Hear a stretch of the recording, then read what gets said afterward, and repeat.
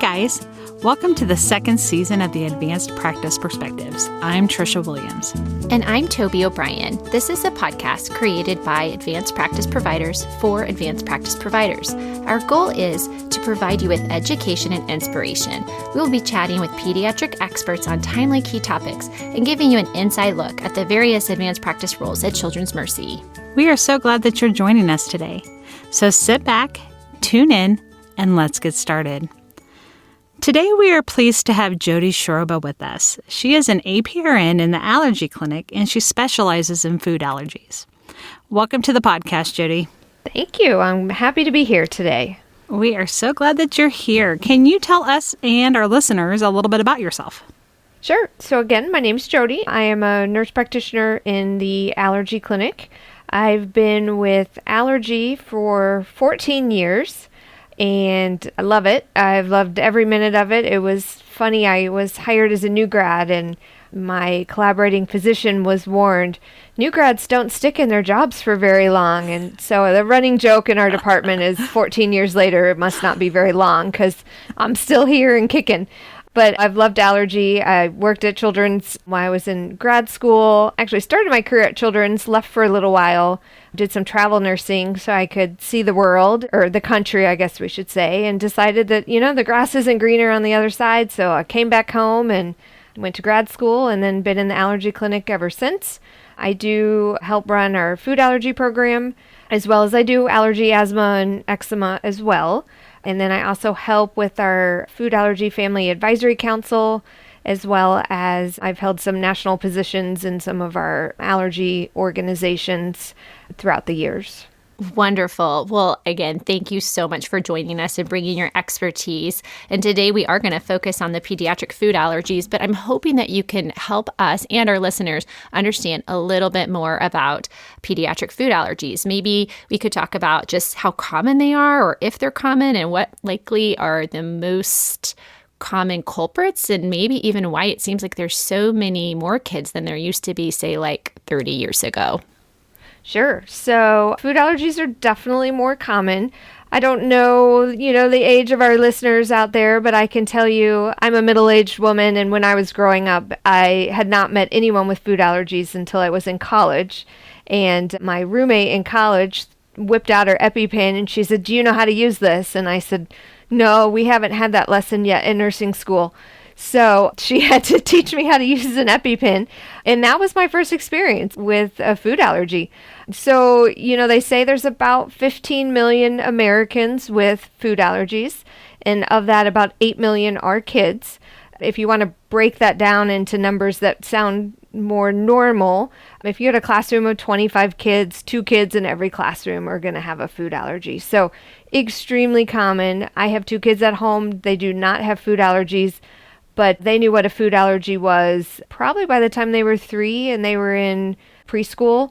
They had some kids in their class with food allergies. In fact, my son came home one day and he said, I think he was 3 or maybe 4 at the time. He goes, "Mama, I'm allergic to peas." And I said, "Oh yeah?" I said, "Why?" He goes, "They make me cough and they are icky." And I said, "Well, nice try, but you do not have a pea allergy." So the most common foods are not peas, despite what kids might tell you. But the most common foods are peanut, tree nuts, egg, milk, wheat, soy, fish, shellfish, and soon to be added is sesame. The U.S. government just passed a bill in April that now will recognize sesame as one of the top 9 allergens. Now, if you go overseas, sesame is actually really a much more prevalent allergy than what we see over here, but we definitely are starting to see more of it here in the United States.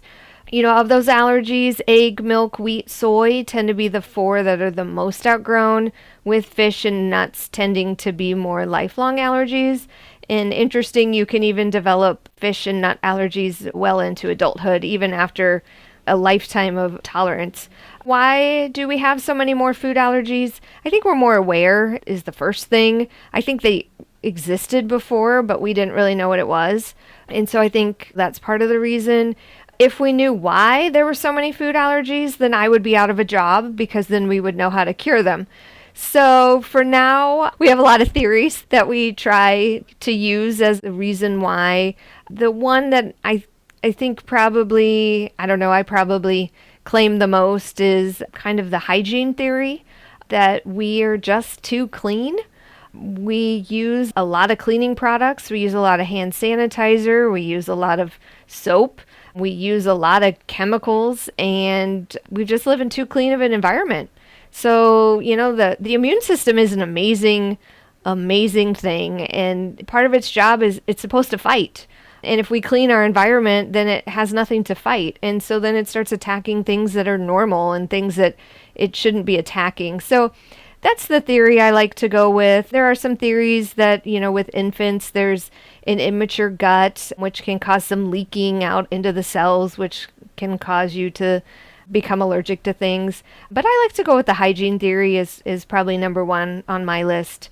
You see much more allergies in westernized, modernized countries than you do in undeveloped countries. So I think that's why I gravitate to the hygiene theory a little bit more. That makes sense.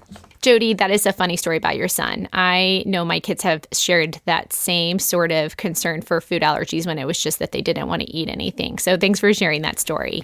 I like telling that story, yeah. I would be allergic to broccoli and cauliflower if that was a true statement. But your theory in regards to hygiene is fascinating to me, because we preach cleanliness and hygiene and, especially during the era of COVID with hand washing and exposure and things like that. So it's a very fascinating concept for me to kind of wrap my head around.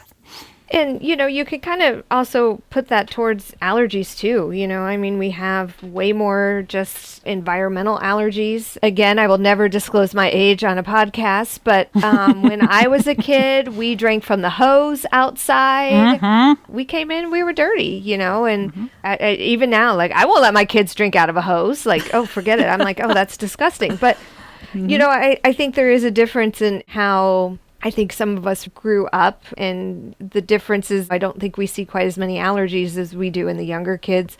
It's interesting when I have a lot of families that grew up in other countries and then they come to the United States and they don't know anybody that has allergies, and then they come up here and even they'll say, I didn't have runny nose, I didn't have sneezing when I lived in these other countries, and then I come here and now I have allergies, and their kids have food allergies, and I think it's a lot to be said of the environment that we live in. Very great points. So with our podcast, we hope to reach some primary care providers, urgent care providers, advanced practice providers of that nature. And are there any key questions that we could ask our patients if we have a high susceptibility or a high suspicion of a food allergy? Because we think that with food allergies, they have a rash or they have anaphylaxis to the full degree. But what kind of certain questions should we ask in our history to weed out food allergies and what it could potentially be? So with food allergies, I think when you talk to people that specialize in food allergies across the country, we will say the treatment of food allergy is an art. It is not a science. And medicine is a science. So that seems very foreign to most medical providers when I say don't treat food allergies as a science, treat it as an art, because it is very individualized and it may be different from patient to patient. So you can't always assume that everyone is going to be the same or that reactions are going to be the same. And so really in the world of food allergy, history is the best thing we have.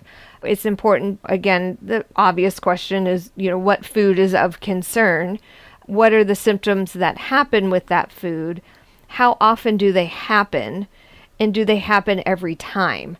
In those, how soon does it happen and does it happen every time are extremely important questions, because with a food allergy, most of your symptoms are going to develop within minutes to probably about 2 hours, because you think about that's the time that your body takes in the food and digests the food.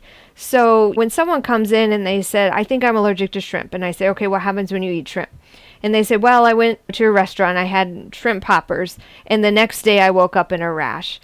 That's too much time. That shrimp is already in your body and out of your body.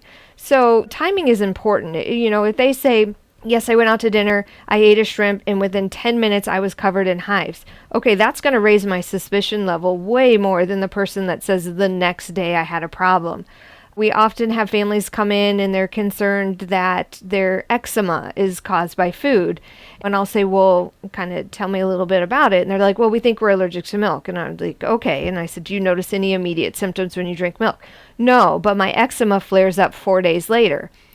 Well, you've eaten a lot of food between the time you drank that glass of milk and the 4 days later that you said your eczema flared up. So the timing is really important. And that's going to be one of your most important items that you can get from them. The other thing that you can ask is, does it happen every time you eat the food? And sometimes people don't understand fully what they're eating. And when I say that, I'm going to specifically talk about wheat, because we'll have families come in and they're like, and this is the common one, I think I'm allergic to gluten. And I say, okay, what happens when you eat gluten? Oh, my stomach hurts. I said, okay, well, do you eat bread? No. I don't eat wheat bread. I eat white bread. Well, white bread still has wheat flour in it. And so there really can be some misleading information as to what you're allergic to.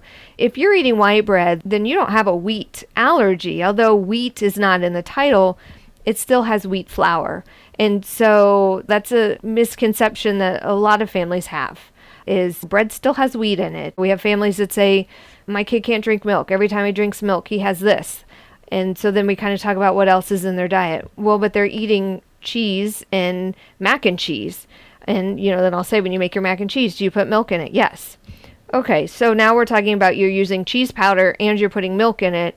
So maybe we don't really have a dairy allergy. Let's kind of try to fish this out a little bit more as to maybe what's going on when you're drinking that glass of milk. So your history is the most important thing that you can get. And the other thing that they come in with, 5 pages of labs.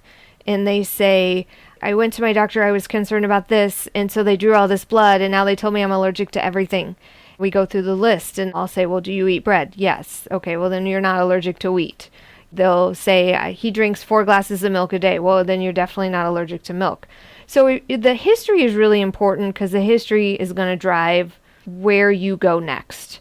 And so if that history does not give you any indication that there's a concern for a food allergy, you should stop right there. There should never be any testing done. If your history is, we ate a food and we got a rash 12 hours later, and it only happened one time, but he's eaten it 7 other times, stop. Don't do any testing. You're done. They do not have an allergy.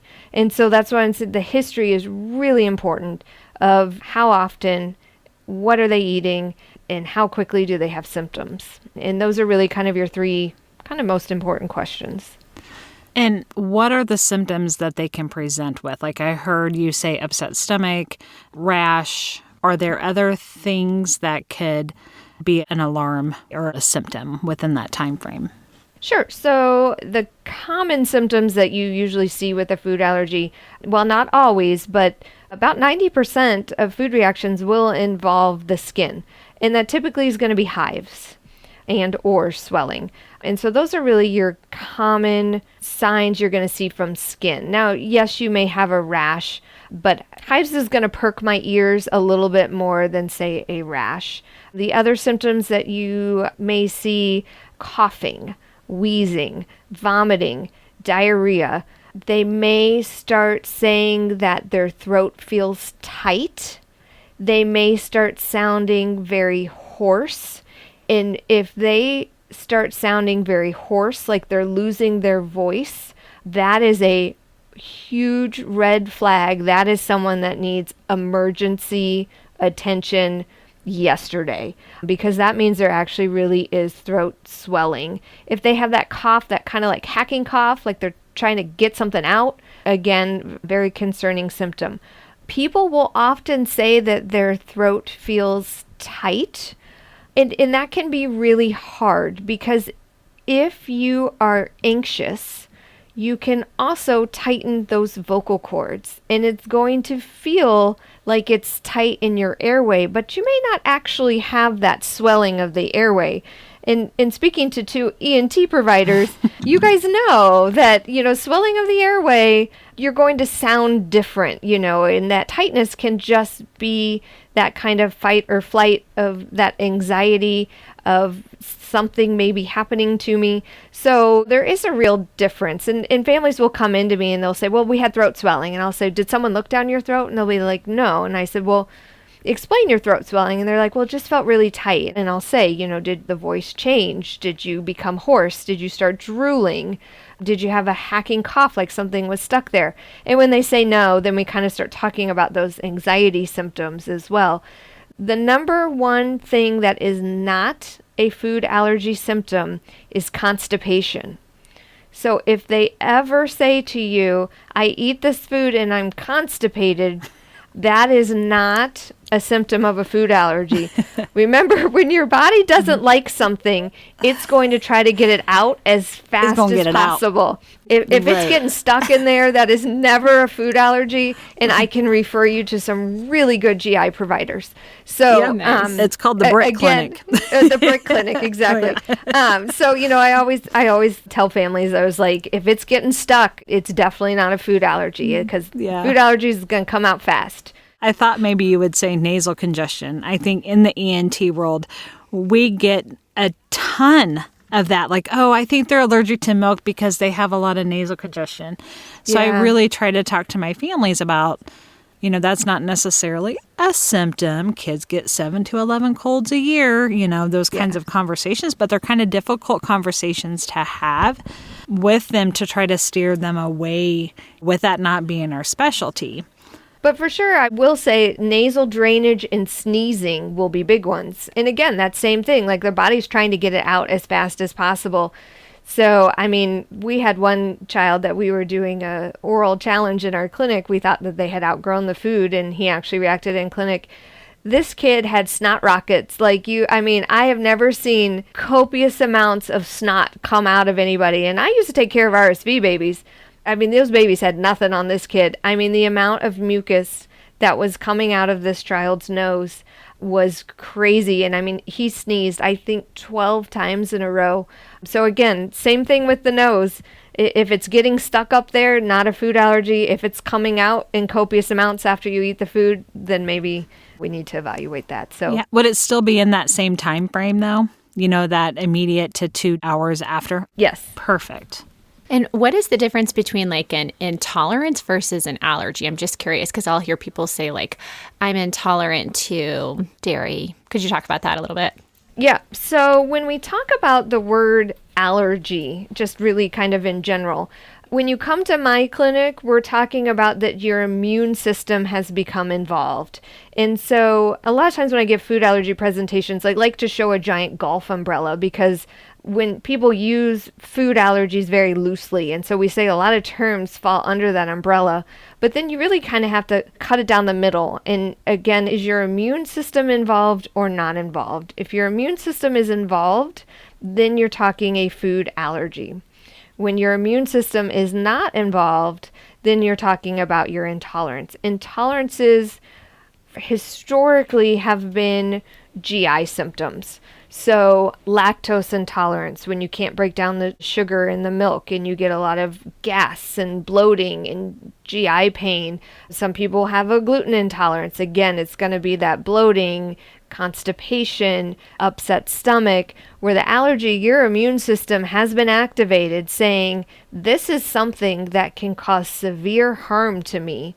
And the immune system immediately starts attacking that item because it needs to get it out. And so when we talk about food allergy, we're talking about you're going to have immediate symptoms. They have the potential to be life-threatening because your immune system has been activated. Where when you're talking about an intolerance, you eat something, yes, you may be miserable for a small amount of time, but it's usually a GI discomfort, and then it goes away from there. Now, intolerance, you can hear people say MSG is a popular one. Like they say, I don't tolerate MSG. It gives me a headache. Again, intolerance, not an allergy. Some people have trouble with dyes or caffeine. Again, all intolerances, your immune system has nothing to do with that. There is no harm coming to you when you have an intolerance. Where an allergy, you got to be on alert and ready to go because this could be a dangerous situation. Interesting. Well, you talk a little bit about the testing. So is that when you find these symptoms and they match up with like the symptom is happening within the right amount of time? So your red flag goes up and you're like, okay, I'm thinking allergy. What sort of testing do you order? And say for our community providers, APPs, would you prefer that they just send them to you guys first to kind of figure that out? Or do you like them coming with testing? I think it depends on it. I think there's some amazing providers in the community that have a good understanding of food allergies, and they do a really great job. And so I think I would never say they should never test, because I think there are some that really do a great job.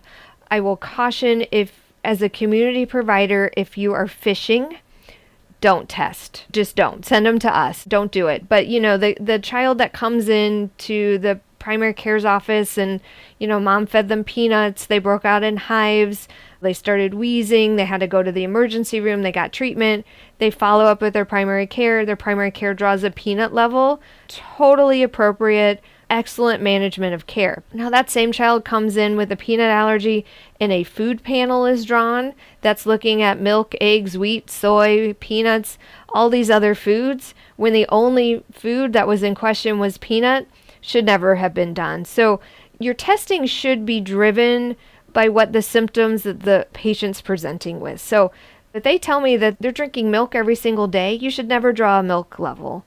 Your history is going to determine what you test. We do testing by blood tests. We do testing by skin testing. At diagnosis, I like to do a skin test and a blood test. Our kids with eczema, a blood test can be unreliable because kids with eczema tend to have higher IgE levels. So if they do have eczema, I try to skin test them first and then blood test them and use the combination of the two. And then after a kid's been diagnosed, the blood test is used on a yearly basis to see if they've outgrown it. In our clinic, we never do a food panel. That is an option at some outside labs, and it's a pediatric profile, and it will draw, I think, 12 foods. There is no child on this planet that is allergic to 12 major foods. So the panel is never needed. Pick and choose the foods that you should test based on what the symptoms that they're having. If they come in and they say, I keep breaking out in hives, I don't know what's causing it, and they can't pinpoint it back to a food, don't go fishing by doing a panel. You're not doing anybody any service whatsoever. You're just wasting time, money, and that poor child's blood. So, really, testing should always be focused on what your history got. So again, back to that food allergy as an art, your color palette should match what the history was given to the patient. So history is the most important thing you can do, and your testing only supports the history that you obtained. In other specialties, testing is the most important thing you can do. And with food allergy, it's the exact opposite. Testing is the least important thing that we do. And so that's kind of the take you got to take with food allergies, which is very different than other specialties, and really even kind of different than even just in the allergy specialty, because I wouldn't necessarily say the same thing about allergic rhinitis. The testing is very important in allergic rhinitis, and we do panels for that. So it is definitely a little bit of a nuance compared to other things. And I would say in most training programs for physicians and nurse practitioners, I don't know much about the training program for physician assistants, so I do apologize, but there's very little training on food allergies. There's very little training on allergies, really. And so part of it is having these podcasts so that we can try to bring a little bit of education about food allergies, because it is one that is really glossed over in most training programs. You might get a page in a medical textbook, and that's about it. When you say it affects 2 students in every classroom, you would think that it would get a little bit more than a page in a textbook. And you also have to remember that food allergies affect literally almost every moment of somebody's day. When you think about you eat 3 meals a day, you probably eat 2 to 3 snacks a day. And so that's 5 to 6 times a day. You have to think and be responsible enough to make sure that you're not putting, quote unquote, a poison into your child's body. Every single social gathering that we do in America revolves around food. Birthday parties, going to the ballpark, going to carnivals, school parties. dances, holidays, everything revolves around food. So for these families, they have to be vigilant, with the exception of maybe the time that you're sleeping. 18 hours of the day, they have to be on alert and be ready to go. And that's a lot of pressure if you think about it, that they have to be vigilant every minute of a waking day to make sure that they stay safe.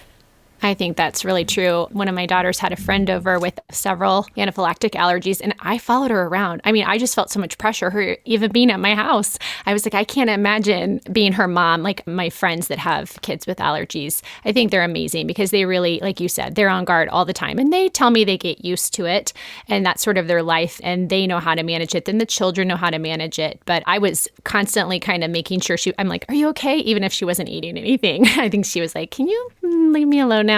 But I do think it's really important. And, do you have any tips about how to best educate our kids? Or what do you talk to the kids in your clinic about when they do have a food allergy? How do you best equip them and their families? You can start this really early. We have a patient in our clinic, and he's only 2 years old, and he's going through our peanut desensitization program. And we're already at 2, teaching him about being safe and not being safe. And, how much does a 2-year-old comprehend? We start early, that's for sure. The things that you can really work with kids on is telling them if an adult's giving you food, asking them, what is it, before you just take it. Don't share your food. You can share your crayons, you can share your markers, but don't share your food. So when you're at lunch, don't do tradesies with the person across from you. What your mom or dad or grandma packed for you is safe food for you. So don't be switching around your food. If someone wants to give you something, ask them what it is. If the kids are old enough to read labels, we teach them how to read labels. Unfortunately, labeling laws in this country aren't fantastic, but the top 9, currently 8, but soon to be 9, have to be identified on a label. And so we teach them how to read a food label, where to look to see those words. As they get older, we start talking about, as teenagers, going out to eat with their friends. Like, find out where you're going. Look at the menu before you go. Call ahead. Do your research so you know what is safe for you to eat at that restaurant and not safe to eat at that restaurant. My favorite thing to do is the teenage talk, because we start talking about dating and we start talking about kissing and how you need to make sure that your boyfriend or your girlfriend understands that you have a food allergy and that they can't be eating a peanut butter sandwich and then kissing you. And these kids are like under the table and they're just blushing and they're just, it's just like, they're just cringe, and their moms are, of course, are in the corner laughing. And I did this with one that was like 13, and he came back recently this year. He's now 15 and he has a girlfriend, and he's like, his mom goes, I'm really glad you had that conversation with him, because that was one of the first things he talks about with his girlfriend is, I have a food allergy. And so it's so cringy and the kids just hate it, but it's important stuff to talk about. We actually have a roadmap that we give families, and it kind of talks about the different things you need to focus on different age groups. Because, when they're little and they're in daycare, well, it's making sure that their babysitter knows how to use their epinephrine device. And as they go to school, it's that the teacher knows that they have a food allergy and that they have an emergency plan and epinephrine available at their school. And then, but as they get older, those conversations change. And the younger age, it's teaching them ask before you eat and no sharing. And then as it gets older, it's being responsible. Ask before you kiss. Ask before you kiss, yeah. We start teaching them how to use an epinephrine device pretty young. I mean, I have some 5-year-olds that are completely proficient on using an epinephrine device. Now, do I expect them to give it to themselves? No. But let's just pretend that they're in Target and they need to use their epinephrine, and they need to be able to walk someone else through doing it, even if they can't give it to themselves. So the other thing that doesn't get a lot of attention in the food allergy world is 2 things. Really, the psychosocial aspect of bullying. About 30% of kids with a food allergy will report they've been bullied. And that bullying can be taunting, teasing, waving their food, their allergen in front of their face, so mean. Touching them with their allergen.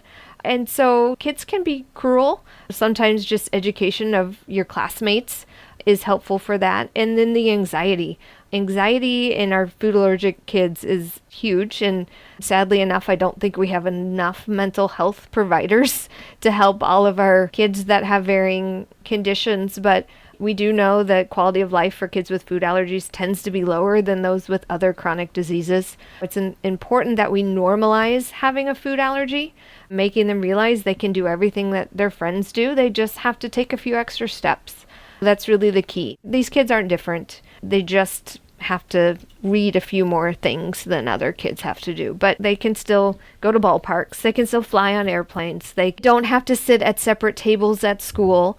If they're taught not to share their food, not to share utensils, there's no reason why they can't sit next to their friends. Like, we don't need to be isolating these kids. So there's no need for a peanut-free table at school anymore then? Because I know there's some school districts that still have them. Absolutely. And it's going to be really hard to change some people's beliefs. But you can train kids to safely sit at a table with their food allergies. Now, preschool kids, you probably do need an allergen-free table. But once you get to school age, unless they have some sort of developmental delays that make them not fully comprehend their disease, they can safely sit at the table. If the table is cleaned with a chemical grade cleaner before they sit down, they don't share their utensils, they don't share their food, they can sit at that table with other kids. There's been studies that have shown that schools that are peanut free actually have more accidents than schools that allow peanuts in it. It gives you a false sense of security when you're in a peanut-free school, and people can get lazy and forget, and then that's when mistakes happen because they forgot and they sent it, but everyone thought that's a peanut-free school, so it must be okay, and it's not okay. And there's a lot to food allergies, not just the medicine side of it, and I think that's one of the reasons why I like my job so much is because we get to talk about just life skills and just learning responsibility, because they have to start managing their disease at a much younger age because we are talking about food. Yeah, you have definitely made a huge impact at Children's Mercy and with our community, with our patients and families. And thank you so much for joining us today. And if you have listened to our podcast before, you know that we like to end each of our episodes with kind of the same themed question. And our new question for this season is, what is the most sensible or useful piece of advice you have heard or read lately? Oh boy, let me think. I don't know if this is necessarily new or something I've heard recently, but I think we always need to be mindful of, before we assume or play judgment, we need to understand maybe what other people are going through. And I think the pandemic has kind of highlighted the fact that maybe we are a little quick to jump to conclusions and quick to maybe lump people in a certain way. But, until you've walked in their shoes, you don't know what they've gone through. And so I think we need to remember to be open-minded and kind. And I think that's kind of what I try to focus on and try to kind of take with me is kindness will take you a lot further in this world than anything else. I love it. It's great advice. Well, thank you. I hope so. This has been a lot of fun. I'm really glad you guys invited me. Thank you so much again for chatting with us today, Jodi. Listeners, thanks for tuning in today. We really appreciate you guys listening. Yeah, and if you guys have a topic that you would like to hear about or you're interested in being a guest on our podcast, you can email us at tdobrien@cmh.edu or twilliams@cmh.edu. Once again, thanks so much for listening to the Advanced Practice Perspectives.